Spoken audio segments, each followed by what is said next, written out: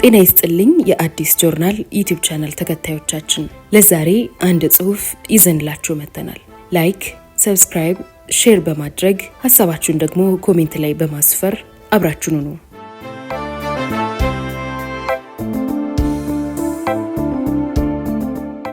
በቀይ ሽብር የሞት ጥላ ስር ከሃርቫርድ ዩኒቨርሲቲ እስከ አሲምባ የቆንጂት ወይንም ትርሲት ተክሉ ማስታወሻ ትርጉም በሕያው ቃል ክፍል 2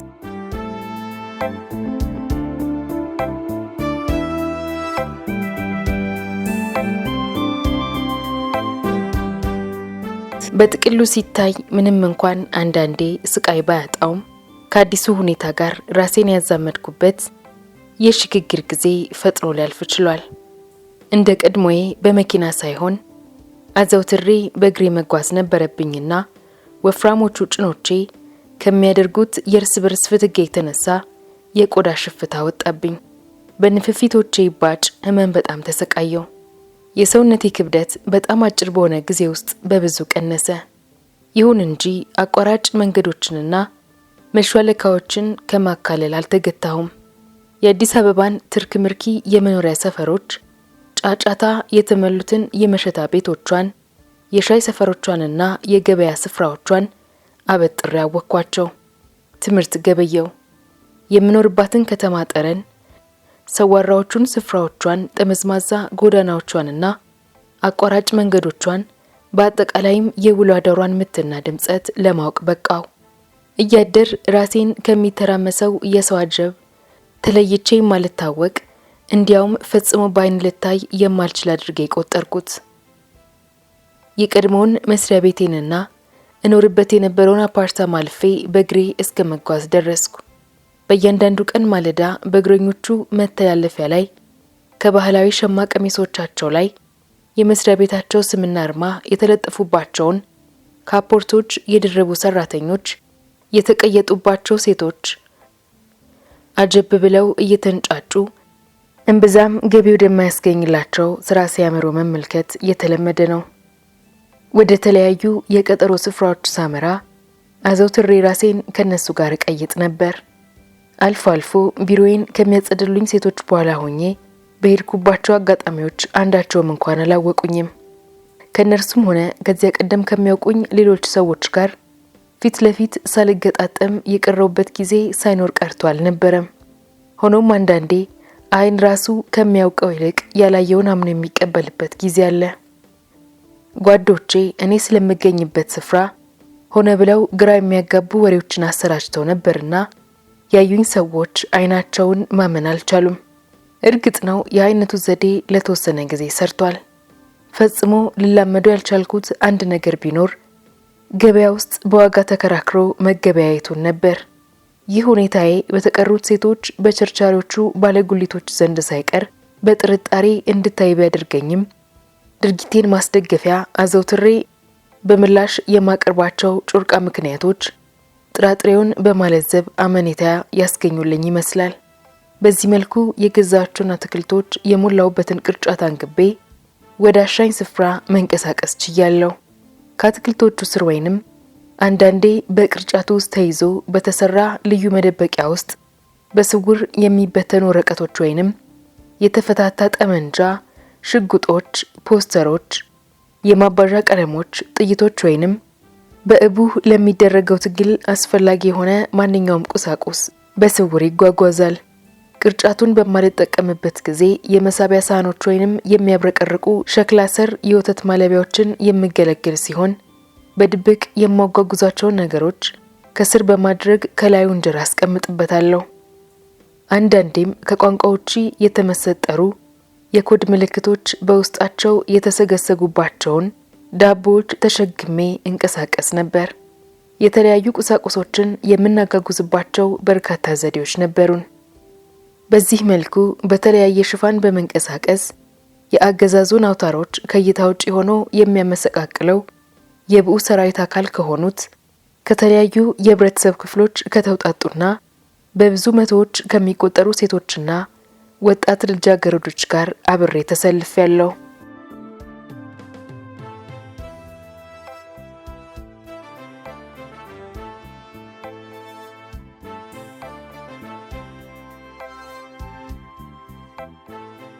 በመጀመሪያ ወር ቆይታዬ ህቡ በሆነው ህይወት ከጨቅላ ህጻንነት ተነስቼ ወደ ጉልምስና ልመነደግ በቃው።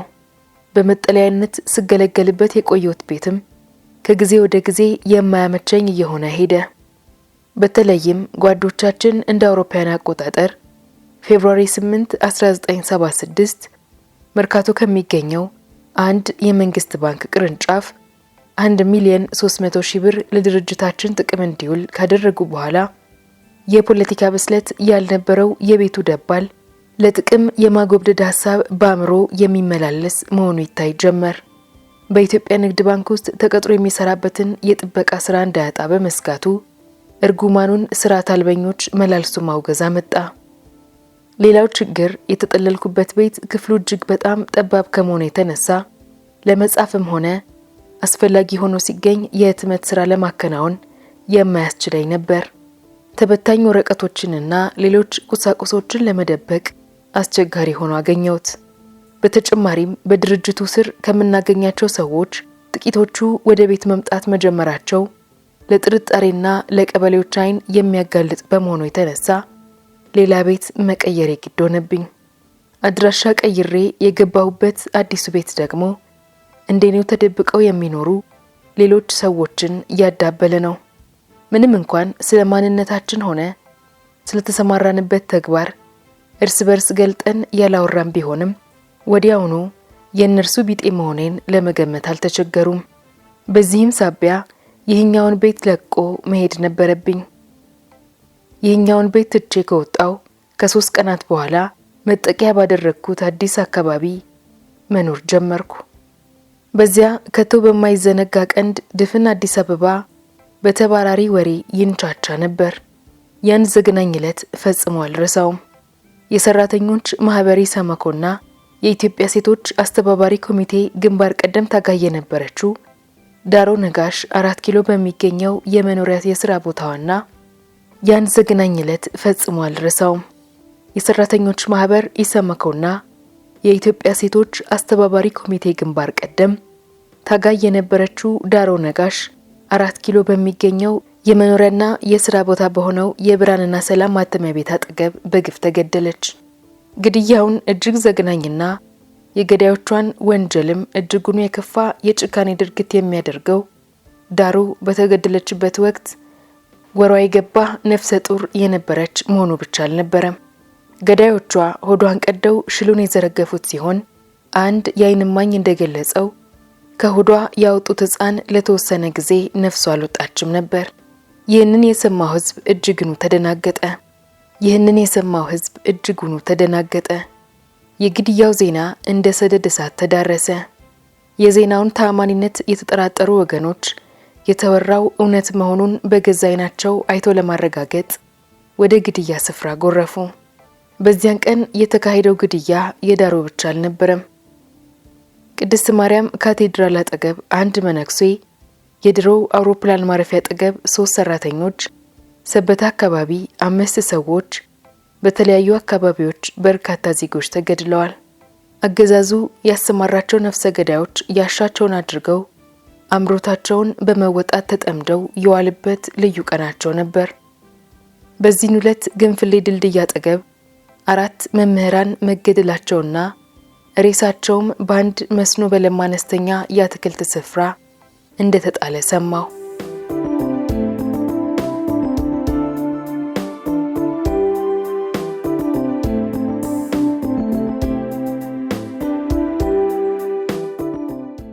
በፍርሃት እየተንዘፈዘፍኩ ወደ ተባለው ስፍራ በጥድፊያ አመራው። ከተገደሉት መካከል አንደኛው የመጀመሪያ መጠለያ የነበረው ቤት ባለቤት የሆነው መምህር መሆኑን ተረዳው። የፊቱን ገጽታ አይቶ መለየቱ በፍጹም አዳጋች አልነበረም። ሆኖም በለበሰው ሸክላማ ቀለም በነበረውና የሚስቱ የእጅ ስራ በሆነው ሹራብ ለየሁት። እነዚህን መሰል የፖለቲካ ግድያዎች የህዝቡን የቁጣ ጩኸት ቀሰቀሱ። ገዳዮቹ ደግሞ በነዋሪው ዘንድ የማይታወቁ አልነበሩም። ነፍሰ ገዳዮቹ ታጣቂዎች፣ በጉራ የተወጠሩ ጀብደኞች፣ ያለአንዳች ማንገራገርና የህሊና ወቀሳ የፈለጉትን ሰው ተኩሰው የሚገድሉ ናቸው።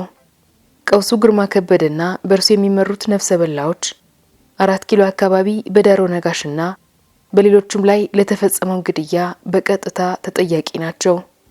በሰው ስቃይ የሚደሰቱ እነዚህ አረመኔዎች ገደብ ባልነበረው ግብረ ሽብራቸው ወታደራዊን መስተዳደር ለከፋ ትችት አጋለጡት። በዚህ ሳቢያ በስተፍጻሜው ለጥፋት አስታጥቆ ባሰማራቸው አገዛዝ አላውቃችሁም ሊባሉ በክተዋል። ያ እውነት ወታደራዊ መስተዳደር የግፍ ግብራቸውን እያየ እንዳላየ ሆኖ በማለፍ ስውር ድጋፉን ሲሰጣቸው መቆየቱን አያመላክትም። በፍጹም የሚያመላክተው ነገር ቢሆን ግርማ ከበደና ቢጤዎቹ ጊዜያቸውን ጥቂት ቀድመው የተከሰቱ ግፈኞች መሆናቸው ብቻ ነው። በእነርሱ የተጀመረው ሬሳዎችን ከታትፎና ቆራርጦ በአደባባይ የማስጣቱ ዘግናኝ ግብር ዘግየት ብሎ በቀይ ሽብር ወቅት በየዕለቱ የሚዘወተር ተራ ድርጊት ሆኖ ከመከሰቱ ጋር ሲገናዘብ ቀይ ተብሎ የተሰየመው ሽብር ቀዳማዊ ወጣኔዎች ግርማ ከበደና መሰሎቹ መሆናቸው ግልጽ ይሆናል። ህዝቡ በዳሮ ነጋሽና በሌሎች ላይ የተፈጸመውን ግድያዎች በመቃወም ሰልፍ ወጣ። አምባገነኑ መንግስትም ግርማ ከበደንና በእርሱ የሚመራውን ቡድን አሳልፎ ጭዳ ለማድረግ ወሰነ። በተመሳሳይ ወቅት በስልጣኑ ማማ ላይ እንደተቆናጠጠ የነበረውን የጥቂት መኮንኖች ቡድን ሳይቀር ለመከፋፈል የደረሱ ውስጣዊ የስልጣን ሽኩቻዎች በመካሄድ ላይ ነበሩ። እናም ግርማ ከበደ የሚወግነው የሽኩቻ ቡድን ጋር ጥርስ የተናከሰው ተቃራኒ ቡድን ማንነቱን ለማሳየት ሲል እርሱን ጭዳ ሊያደርገው በቃ። በግርማ ከበደ ላይ በህዝብ ፊት የተፈጸመው የሞት ቅጣት በበኩሉ በስልጣን ላይ በተቆናጠጠው የጥቂት ምርጥ መኮንኖችና የምንደኞች ቡድን ውስጥ ጎልቶ የሚታይ መፈራረቅን ሊያስከትል ችሏል። ግርማ ከበደና በእርሱ የሚመራው ቡድን አባላት በህዝብ ፊት የሞት ቅጣት ከተፈጸመባቸው በኋላ ምስላቸውን የያዘው ዜና በጋዜጦችና በተቀረጡ የህዝብ መገናኛ ዘዴዎች እንዲሰራጭ ተደረገ። ከሁሉም የደነቀኝ ግን በሞት ከተቀጡት መካከል የማውቀውን ሰው መልክና አያሌው የሚለውን ስም ማየቴ ነበር። አያሌው በሚኒስቴር መስሪያ ቤቶች የጋራ ኮሚቴ ውስጥ አብሮኝ ሲሰራ ቆይቷል። በጋራ ኮሚቴ ውስጥ እርሱ የሀገር ውስጥ ገቢን ወክሎ የሰራ የነበረ ሲሆን በጊዜው የነፍሰ በላው ግርማ ከበደ ግብረ አበር ሆኗል። እኔና አያሌው በመንግስታዊ ኮሚቴ ውስጥ አብረን በሰራንበት ወቅቶች ልዩነት ነበሩን። በኮሚቴው ስራ ላይ ያለመገኘቴን ህቡ ገብቼ ከመሰወሬ ጋር አያይዞ ይተረጉመዋል ብዬ አምናለሁ። ባለበት ሁኔታ ያንን አስመልክቶ አንዳችም ሊያደርገው የሚችለው ነገር አይኖርም። ከጥቂት ሳምንቶች በኋላ በቤቱ አስጠልሎኝ ከነበረውና ከተገደለው መምህር ሚስት ጋር ግንኙነት ከፈጠርኩ በኋላ በአንድ ቤተክርስቲያን ቅጽር ግቢ ውስጥ ተገናኘን። ከሌሊቱ 9 ሰዓት ግድም ከወረበሎቹ ሁለቱ የቤቱን መዝጊያዎች ሰባብረው በመግባት እንደደባደቧቸውና ቤቱን እንደበረበሩት ነገረችኝ። ባሏንና እርሷን አፋቸውን ጠቅጥቀው አሰሯቸው። ከዚያም ግርማ ከበደ ወደ ቤት ገብቶ እነዚህን አናርኪስቶች ወደ ደጅ አውጣቸው በማለት ስላዘዛቸው ከቤቱ የ3 ደቂቃ የእግር መንገድ አርቀው ወሰዷቸው። ወረበሎቹ ግንፍሌ ድልድይ ላይ 10 ተጨማሪ ሰዎችን በከበባ ያዙ። እዚያም ግርማ ከበደ መጥቶ በነሲብ የመረጣቸውን አንዲት ሴትና 4 ወንዶች ራሱ ረሸናቸው። ከዚያም በኋላ ነፍሰ ገዳዮቹ ያሰራቸውን ሰዎች ለመፍታት እንኳን ሳይጨነቁ በነበሩበት ተዋቸው በታኑስና በላንድሮቨር መኪኖቻቸው ተሳፍረው በጥድፊያ ተፈተለኩ። ያሰሯቸውና ቤቱን የበረበረው አያሌው መሆኑን እየተንሰቀሰቀች ነገረችኝ። በጋዜጣ ላይ ታትሞ ከወጣው ፎቶ ለይታ ያሳየችኝ ከመሆኑም በላይ ተለይቶ የሚታወቅባቸውን የአንደበቱን ተብታባነትና የማይቆጣጠረውን የፊቱን ገጽታ ቅጥቃጤ ሳይቀር ዘረዘረችልኝ። ከነርሱ ቤት ውስጥ ትንሽ ቆይቼ ቢሆን ኖሮ የአያሌውና የግርማ ከበደ ግብረ ጭካኔ ሰለባ መሆኔ አይቀሬ እንደነበር ምንም አያጠያይቅም።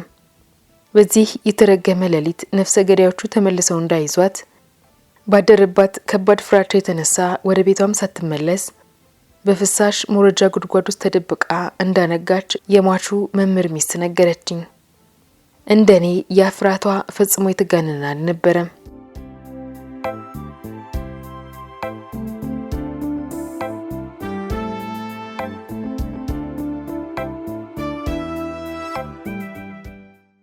አዲሱ መጠለያዬ ከቀድሞቹ ጋር ሲነጻጸር በጣሙን የተሻለ ሲሆን በምግብም ሆነ በመኖሪያነቱ ማለፊያ ነበር። መክሳቴ ያስታውቃል። በዛ ላይ አዳፋ ልብሶች ለብሼ በአንድ ኤርትራ ተወላጆች ቤተሰብ መኖሪያ ቤት ውስጥ የቤት ሰራተኛ ተመስያለሁ። እዚያ በገባሁበት የመጀመሪያ ቀን ልብሶቻቸውን ያጥቡ ነበርና የሽፋን ስራዬ በጎረቤቴ ዘንድ ያለ ጥርጣሬ ተቀባይነት እንዲኖረው ለማድረግ ወስኜ የልብስ አጣቢዎቹን ተቀላቀልኩ። የዚያን ልታው ስራ ያጓጓሏቸው እጆቼና ክንዶቼ ባስከተሉብኝ የህመም ስሜት ሳቢያ ቢያንስ 3 ቀናት ያህል ቡጢ ለመጨበጥም ሆነ ብዕር ለመያዝ አልችልም ነበር። አዲሱ መጠለያዬ ቅጽር ግቢው በጣም የተመቸ ነው። በውስጡ 3 የተለያዩ መኖሪያዎችን ይዟል። ከነዚህ 2ቱ የምድር ቤቶች ሲሆኑ ነዋሪዎቹም ወንደላጤ ናቸው። ተከራዮቹ በስራቸው ጸባይ የተነሳ አልፎ አልፎ ካልሆነ በቀር አይታዩም። ግቢው ውስጥ ትልቁ ይዞታ የኛ ሲሆን 4 ሴቶች፣ አንድ በ10ዎቹ ዕድሜ ክልል የሚገኝ ታዳጊ ወጣትና አንድ የ7 ዓመት ልጅ ይገኙበታል። 2 ወጣት ሴቶች ነጻ አስተሳሰብ የሚከተሉና በፖለቲካ ውስጥም ንቁ ተሳትፎ ያላቸው ናቸው። የ2ቱ ወላጅ እናት ደግሞ እጅጉን ሃይማኖተኛና ለልጆቻቸው በጣሙን የሚሳሱ ሴት ነበሩ። ልጆቻቸው ስለነበራቸው የፖለቲካ ተሳትፎ ጠንቅቀው የሚያውቁ ሲሆን አምላክ ከክፉ እንዲሰውርላቸው ሁሌ ይጸልዩ ነበር። በዚያ ቤት ውስጥ ባሳለፍኩት የመጀመሪያ ሳምንት መገባደጃ ላይ የተፈጠረ አንድ ሁኔታ ይታወሰኛል።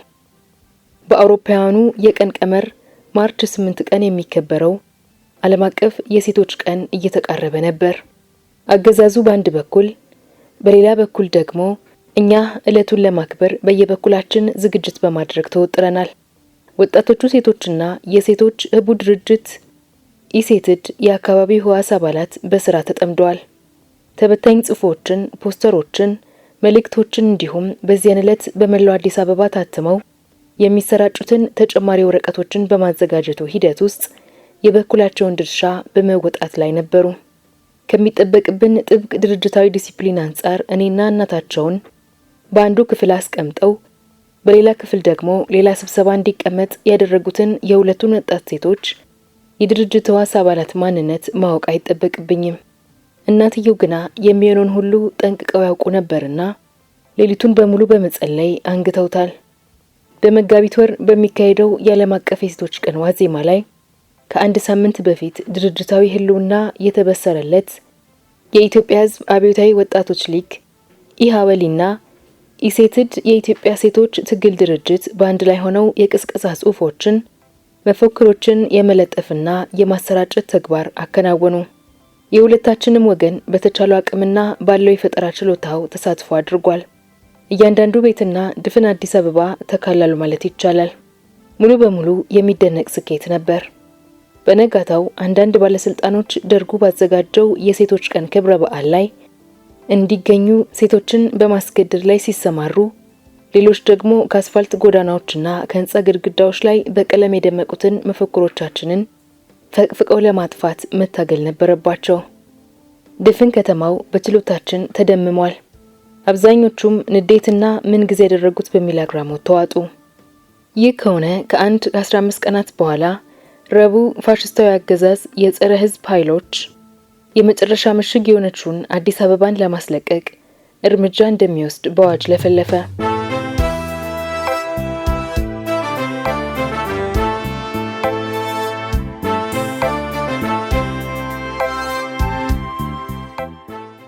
የታወጀው የአሰሳና የምንጠራ ዘመቻ በእያንዳንዱ የመኖሪያ ቤትና መኪኖች ላይ ተፈጻሚነት ነበረው።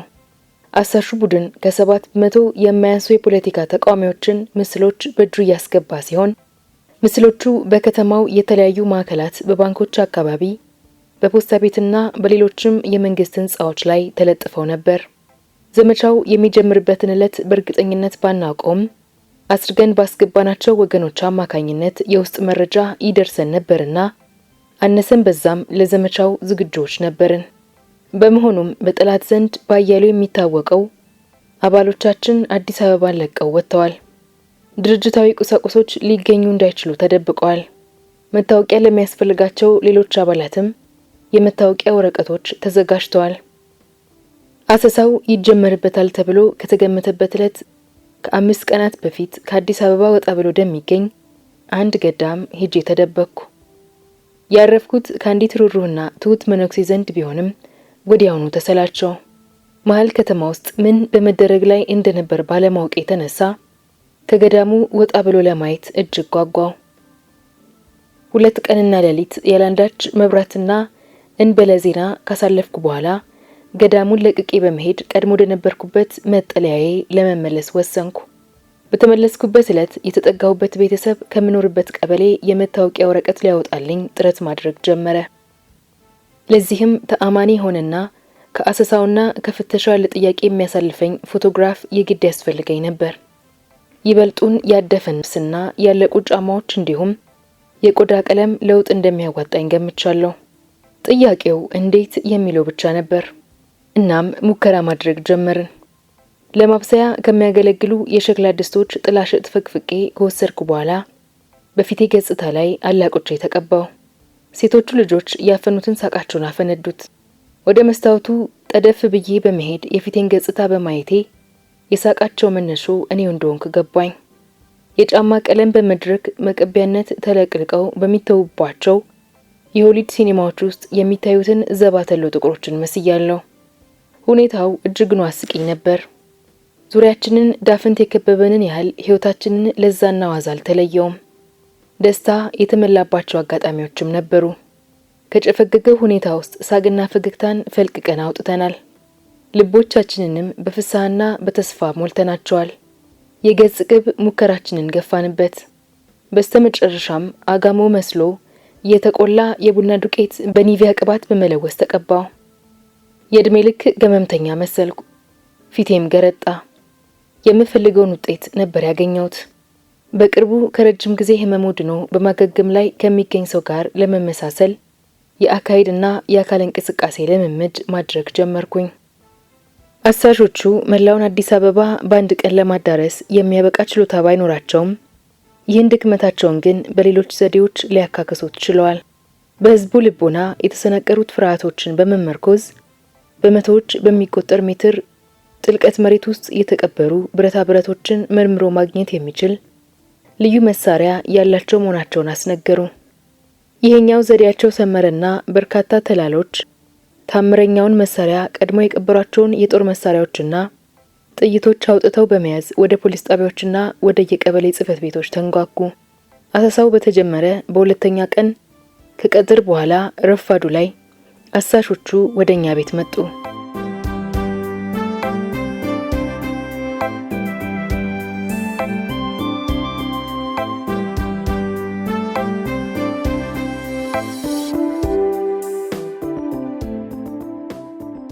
በዚያን ጊዜ ግን ዘመቻው በስሜት ላይ ያስከተለው ውጥረትና ጫና እንደ መጀመሪያው ቀን ሳይሆን ሟሽሾ ነበር። አሳሾቹ በቀደመው ቀን አሰሳቸው አንድም እጅግን በርካታ የጦር መሳሪያዎችን በመውረሳቸው አንድም ከመሪዎቻቸው አንዱን የሆነውን ዶክተር ተስፋዬ ደበሳይ በአንድ ባንዳ ከተጠቆመበት በኋላ ከ7ኛ ፎቅ ራሱን ወርውሮ ሕይወቱን ለማጥፋት በመገደዱ ሳቢያ የረኩ ይመስሉ ነበር። ከዚህም ሌላ አሳሾቹ ተዳክመው ተሰላችተውም ነበር። ብቻዬን በነበርኩበት ሰዓት 5 ሆነው ወደ ቤታችን መጡ። ወደ ውስጥ ካስገባዋቸው በኋላ የተለመዱትን ጥያቄዎቻቸውን አላዋቂነቴን በሚያመላክት መንገድ እየመለስኩ ከአንዱ ክፍል ወደ ሌላው ክፍል እየመራው ወሰድኳቸው። ፍተሻው በ5 ደቂቃ ውስጥ ተጠናቀቀ። ከ3 ቀናት በኋላ ወደ ተለመደው ተግባራችን ተሰማራን። የግንኙነት መስመሮችን መልሰን መዘርጋት፣ ተበታኝ ወረቀቶችን፣ መፈክሮችንና ፖስተሮችን ማተም፣ ድርጅታዊና የቅስቀሳ ስራዎቻችንን ማከናወን ቀጠልን። አሰሳውና የመመንጠር ዘመቻው እንቅስቃሴዎቻችንን ያላስቆመና ያላዳከመ መሆኑን አገዛዙ ተገነዘበ። በመሆኑ መመቃው ተጠናክሮ ቀጠለ። ሰዎችን አፍኖ መውሰድ በይበልጥ ተስፋፋ። ግድያዎችና ስየሎች በሰፊው የተያዙ የተለምዶ ተግባራት ሆኑ። እንደ መብረቅ ፈጣን የሆኑና ስለ ጭካኔያቸው ብዙ የተወራላቸው ችግር አስወጋጅ ኃይሎች በከተማዋ ከዳር እስከ ዳር ተሰማሩ። እነዚሁ ኃይሎች ወደር የለሽ ጭካኔያቸውን የዓለም ላብ አደሮች ቀን ዋዜማ ላይ በተግባር አስመዘከሩ።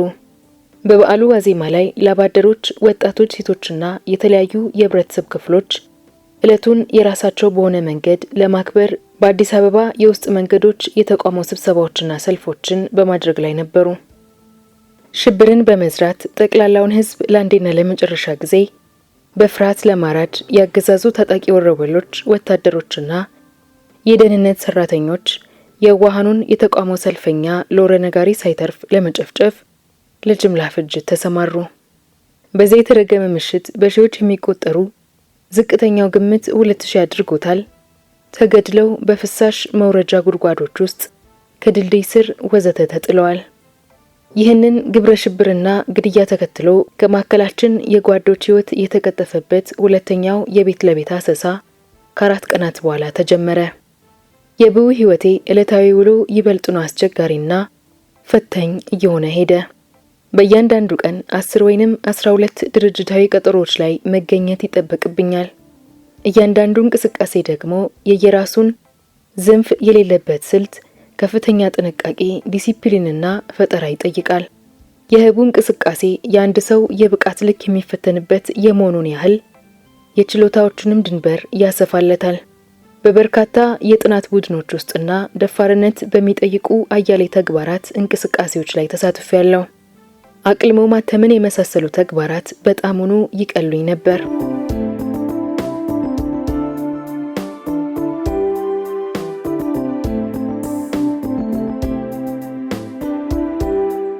ማንኛውንም ሻካራነት የሌለውን የቁስ ገጽ የማባዣ ካርቦኔት ወይንም ስቴንስልና ቀለም በመጠቀም ታትመው የሚሰራጩ ነገሮችን ሁሉ በተፈለገው ቁጥር ማባዛት እንደሚቻል በሂደት ተረድቻለሁ።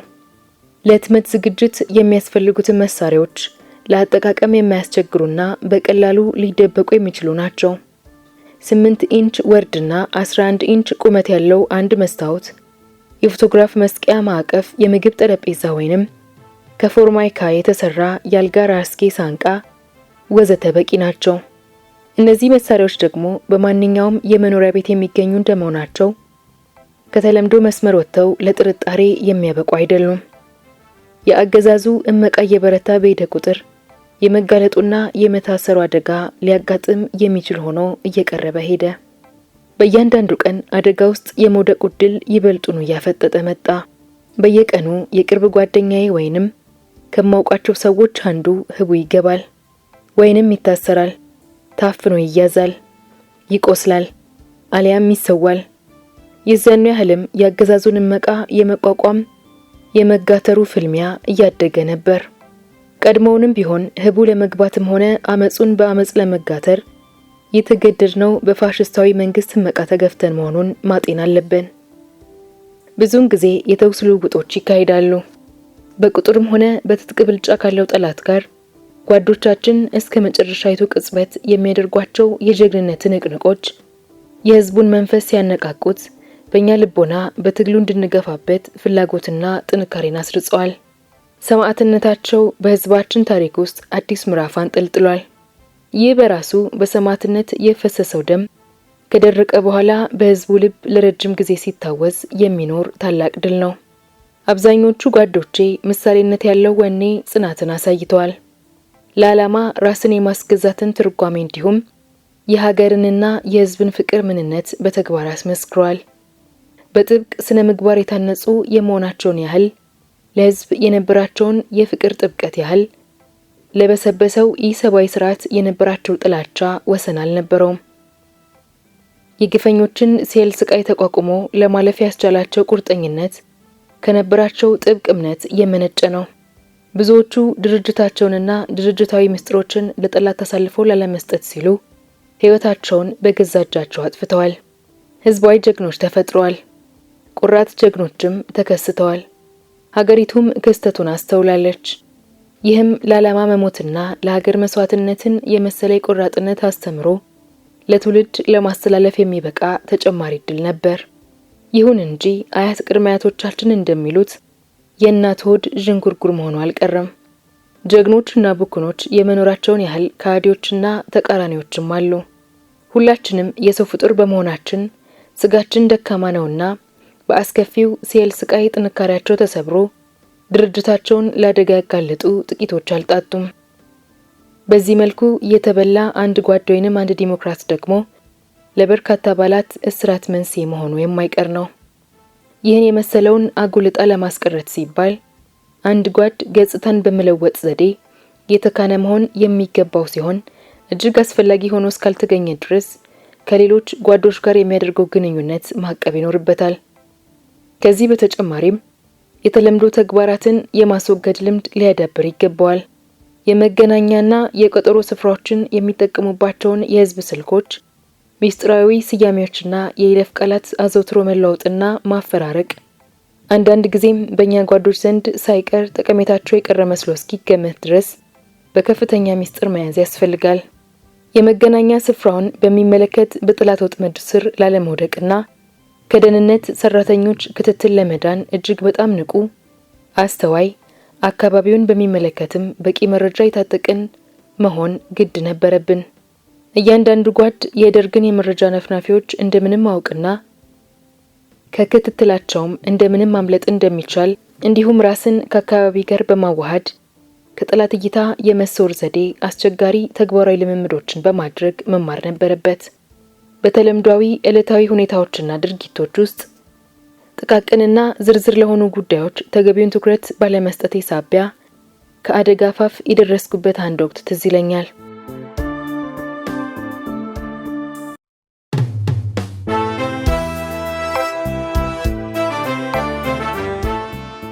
በአንድ ቤተክርስቲያን ውስጥ ከሌሎች ሴቶች ጋር የተለመደውን ስብሰባ አካሂደን ነበር። እዚያ በምደርስበት ጊዜ ሁሉ በቤተክርስቲያኑ አንድ ወገን በርካታ ሴቶች ተሰባስበው እመለከት ነበር። በዚህም የተነሳ እኔና የተቀሩት ጓዶቼ ሰውን ብዛም ወደማይበዛበት ወገን በመሄድ ቤተክርስቲያን ከተሳለምን በኋላ በቀጥታ ለዕለቱ መነጋገሪያችን ወደሆነ አጀንዳ በማምራት እንወያያለን። በመቀጠልም እያንዳንዳችን በያዝነው ቅርጫት ውስጥ ያመጣናቸውን ተበታኝ ወረቀቶች ወይንም የተለያዩ ድርጅታዊ ጽሑፎችን እንለዋወጣለን።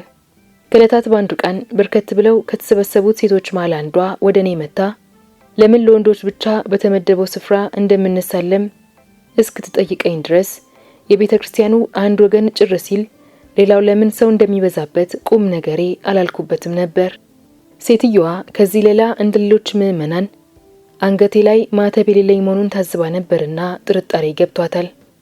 አንገትሽ ላይ ክር ላለማሰር የሚያበቃሽን ያህል የዘመንሽ አትመሲም በማለት ሕጸጽ ያለችውን እየኮነነች ታስጎደጉድብኝ ጀመር። ሴቶች የቱ ጋር እንደሚጸልዩም ሆነ የተለየ የመግቢያ በር እንደሚጠቀሙ አታውቂም። በዚያ ላይ ደግሞ በቅዳሴ ሰዓት የሚደወሉትን የተለያዩ የመረዋ ድምጾች አታውቂያቸውም። አጣርቶ መስማት የሚሳነኝ ጅላንፎ መስሎ ለመታየት እየሞከርኩ ድሮ ነፈኳት።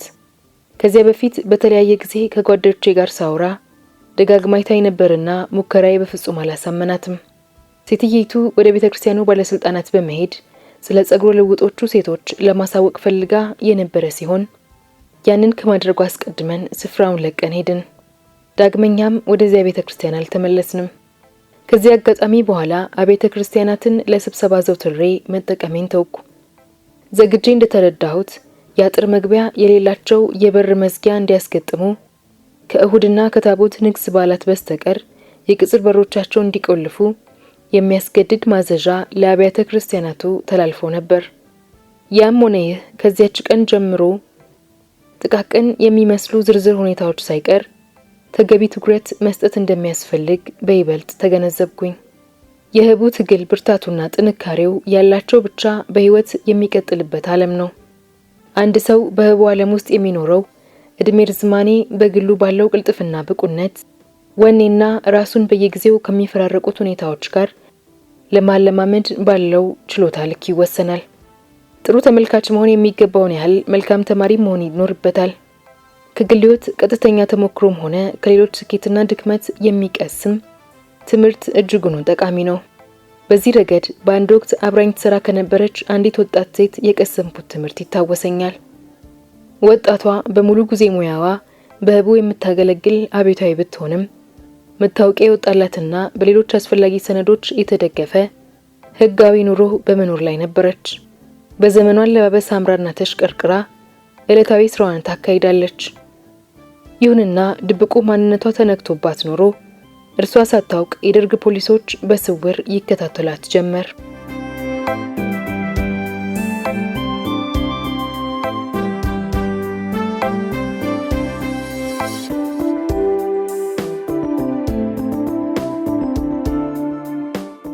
በራሷ ከሚገባ በላይ በመተማመኗና ቄንጠኛው አለባበሷና ሁሉ ነገሯ የሌሎችን ትኩረት እንደማይስብባት በእርግጠኝነት በማመኗ ያላንዳች ልዩ ጥንቃቄ በተለመደው ስራዋ ገፋችበት።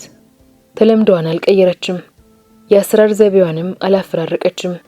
የደርግ ፖሊሶች ረጅም ላለ ጊዜ ሳያስነቁ ተከታተሏት። የምታገኛቸውን ሰዎች አንድ በአንድ ፎቶ አነሱ።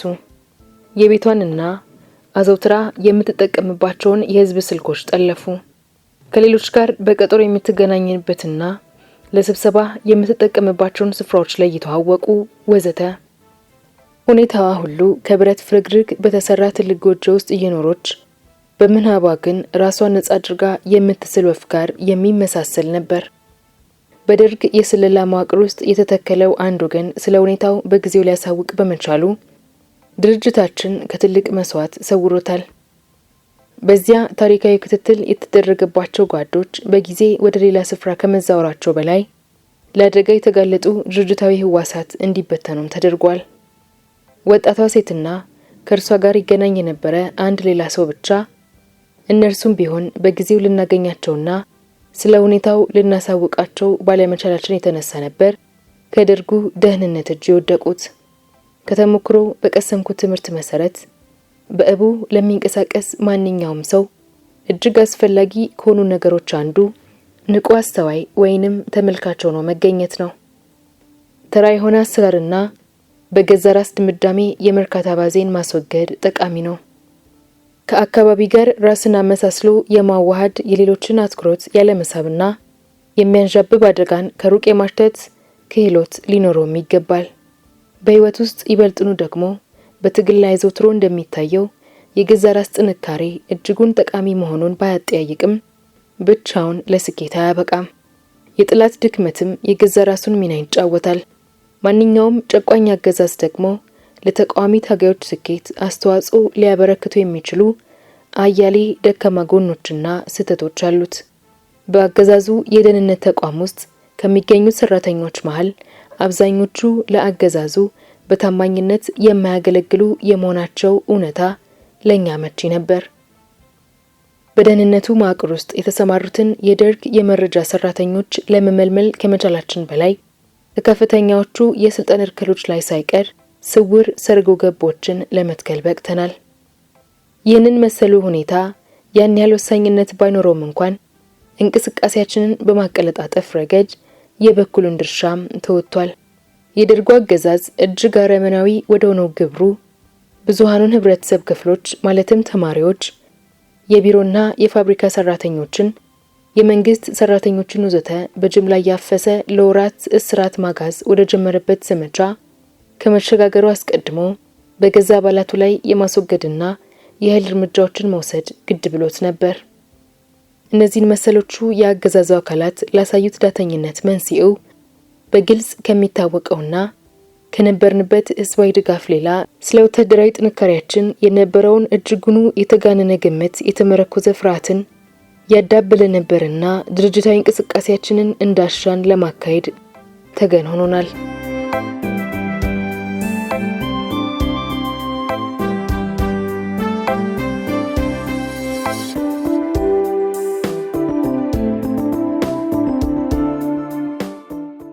እዚህ ይለኛል አንድ ጊዜ በትጥቅ የታገዘ ቅስቀሳ በሚያደርጉ ቡድኖች አማካኝነት አደባባዮች ላይ የሚሰቀሉ የድርጅታችን ስምና አርማ የያዙ ሰንደቆችን የማዘጋጀቱ ኃላፊነት እኔ ለምገኝበት ዋስ የተሰጠ ነበር።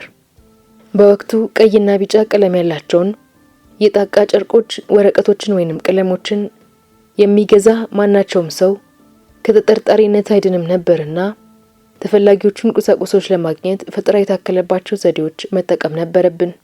ወርድና ቁመቱ 2 ሜትር በ3 ሜትር የሆነ ከናይለን ጨርቅ የተዘጋጀ አርማ ሰፍቶ ለማጠናቀቅ 3 ምሽቶች ወሰደብን። ከናይለኑ አርማ የማንጠልጠያ ገመዶች ላይ ክብደት ሰጪ ቁስ የታከለበትን የስራችንን ውጤት በትጥቅ ታግዞ ቅስቀሳ ለሚያደርገው ቡድን ለማስረከብ እኔ ተመደብኩ። ከቡድኑ ጋር የግንኙነት ቀጠሮና ስፍራ ካዘጋጀው በኋላ አርማውን በዘንቢል ከተቼ በመያዝ ከቡድኑ ጋር ለመገናኘት አመራው። የተሰጠኝ ኃላፊነት ቀላል የሚመስለውን ያህል ቀላል አልነበረም። በእነዚያ ጊዜያት የከተማይቱ ጎዳናዎች ሁሉ በደህንነት ሰራተኞችና ፖሊሶች ቅኝት ስር የነበሩት፣ ሁኔታውም ውጥረት የነገሰበትና አደገኛ ነበር። ፓርቲያችን የታወጀበት የሁለተኛ ዓመት በዓል በመቀረቡ የተነሳ ጥቃቅኗን ዕለታዊ እንቅስቃሴ ሁሉ በተጠንቀቅ ሆነው መከታተል ነበረባቸው። ኦገስት 31 ወይንም ሴፕቴምበር 1 አርማዎችንና ፖስተሮችን በመላው አዲስ አበባ እንደምናሰራጭ አውቀው እየተጠባበቁ ነበር። በበኩላችን እነርሱ ባልጠበቁት መንገድ በተመረጡ ስፍራዎች በተቻለው መንገድ የሕዝብን አትኩሮት በሚማርክ አቀራረብ አጀብ ጉድ ልናሰኛቸው ወስነን ነበር የተነሳ ነው። በዚህ መካከል እንድገናኘው ተልእኮ ተሰጥቶኝ የተሰማራውበት የታጥቆ ቀስቃሽ ቡድን በሌላኛው የከተማ ክፍል ከሚገኝ አንድ የቤንዚን ማደያ ንብረትነቱ የመንግስት የሆነ አንድ አነስተኛ የህዝብ ማመላለሻ መኪና ወይንም ቫን ከነነጂው ከጠለፈ በኋላ ነጂውን ወደ አንድ ቡና ቤት ወስዶ አግቶት ኖሯል። በኔ በኩል በቆጠሮ ሰዓት ዘንቢሌን ይዤ ወደ አንድ አነስተኛ ሱቅ ወይንም ኪዮስክ ካመራው በኋላ የግንኙነታችንን ማመስጠሪያ ወይንም ኮድ በእጁ ከያዘ አንድ ሰው አጠገብ አስቀመጥኩት።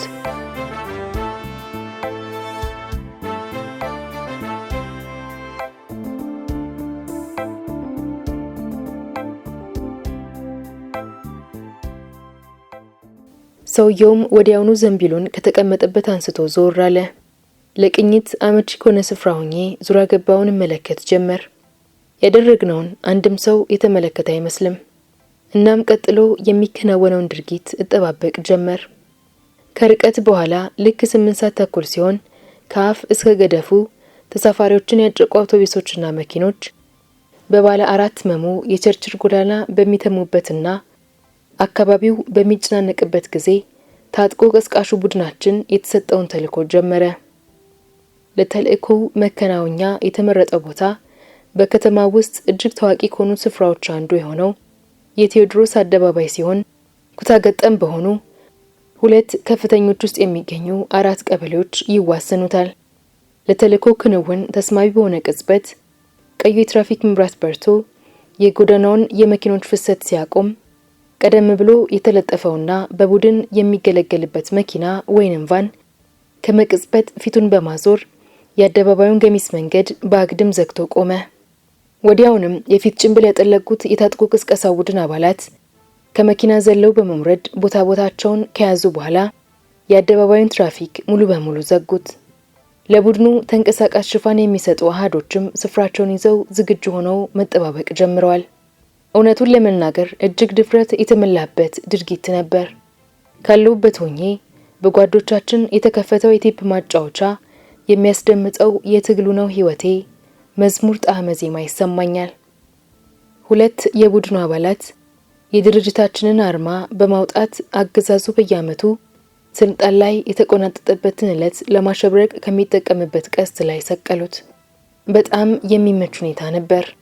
አርማውን ቀስቱ ላይ ለመስቀልና ለማወጠር ከተገለገሉባቸው የናይሎን ገመዶች ጫፎች ላይ በተንጠለጠሉት ክብደት መስጫ ቁጥቋጦዎች ላይ አርማውን መንካት የከፋ መዘዝ እንደሚያስከትል የሚያስገነዝቡ ማስጠንቀቂያ ምልክቶች ተደርገውባቸዋል። በጥቅሉ ሲታይ በትግርምት የተዋጡ በመቶዎች ለሚቆጠሩ እግረኞች፣ ለግል መኪኖችና የአውቶቡስ ተሳፋሪዎች ግልጽ እይታ የሚበቃ በሚያስገርም ፍጥነትና ቅልጥፍና የተፈጸመ ክንዋኔ ነበር። ለኔ ግን ተልእኮው የተጠናቀቀባቸው እነዚያ ጥቂት ደቂቃዎች የሰዓታት ያህል ረዝመው ነበር የተሰሙኝ። በአካባቢው በርካታ የቀበሌ ዘበኞች ነበሩ።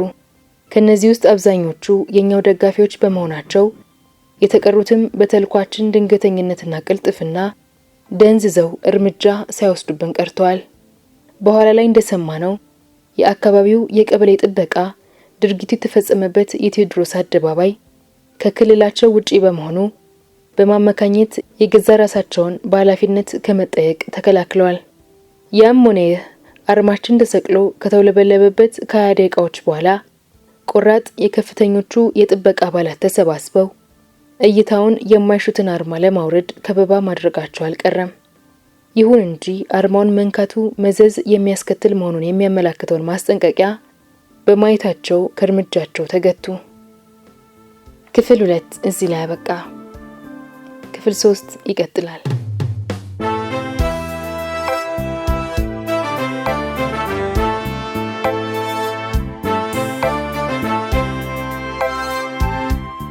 የዛሬ ታሪካችን እንዴት ነበር? ከወደዳችሁት ላይክ አድርጉ። ሐሳባችሁን ኮሜንት ላይ አስቀምጡልን። ሰብስክራይብ ማድረጋችሁንም እንዳትረሱ።